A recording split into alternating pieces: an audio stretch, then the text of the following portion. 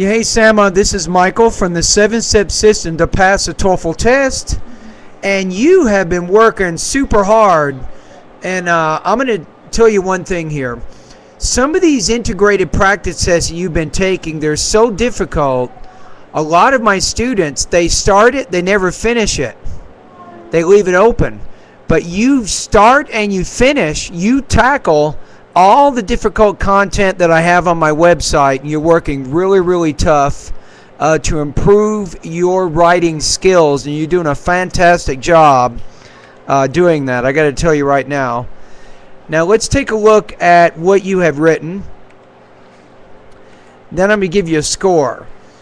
So, you say the reading passage discusses the historical uses of garlic, and the listening passage discusses the medicinal uses of garlic proved by scientists.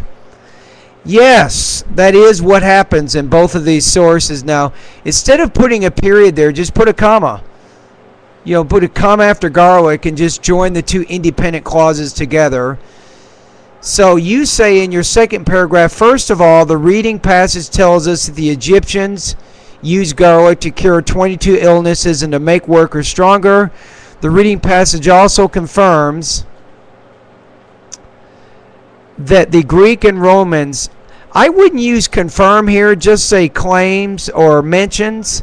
The listening is where you use the word confirm. Confirm means to verify information that was previously established, right? So the reading makes several claims about things, and then the listening passage either confirms or doesn't confirm that information. Does that make sense?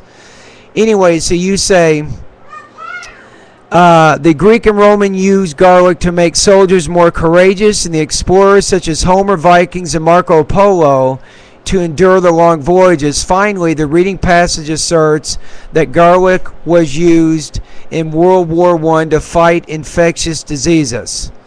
Good. Now, when you get to the next paragraph, say second of all, because you already said first of all, right? So that way you continue your organizational strategy that you started. The listening passage discusses the medicinal uses of garlic, providing that there is no evidence that garlic can cancel spells and superstitions or give soldiers more courage. I think instead of saying besides, this is a good place to use on the other hand.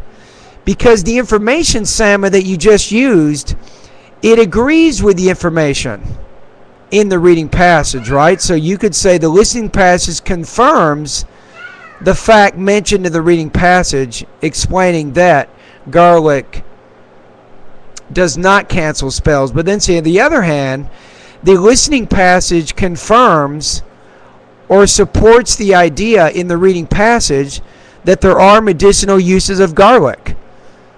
You see what I'm saying? So you could probably better connect the first two lines of that third paragraph back to the reading passage.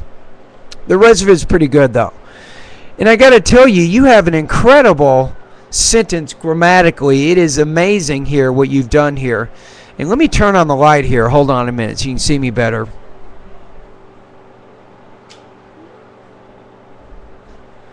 Okay, so you say, the professor points out that raw garlic can kill 23 different types of bacteria, illustrating his point of view with the example of crushed garlic that can kill staph, a type of illness, by making the cells of bacteria swell and burst, and mentioning that the vapor of garlic can kill bacteria up to 4 inches distance and up to 4 hours. I would say here, and for up to 4 hours. But wow, your parallel structure is absolutely amazing. You have illustrating and mentioning and using those noun clauses in there. Wow, that is amazing. That was an incredible, very, very well written, incredibly complicated sentence. You say the lecture also discusses the uses of cooked garlic as a blood thinner, since heated garlic produces oil that can be used to decrease blood pressure, reduce strokes, and then change prevents to prevent heart attacks. And then when you get to the end, I would say finally there. Finally is a good word when you get to the end of your writing. Finally, the lecture also says that cooked garlic produces a kind of chemical that can control or limit the progress of cancer in patients. Now, if possible, when you get to the end, say something like, in conclusion, the lecture, it confirms and doesn't confirm certain points mentioned in the reading passage. Include some kind of concluding statement about the listening passage and its relation to the information in the reading passage. Okay, so what do we have here? We have a integrated essay which has an introduction that expresses the relationship, I think, between the two sources.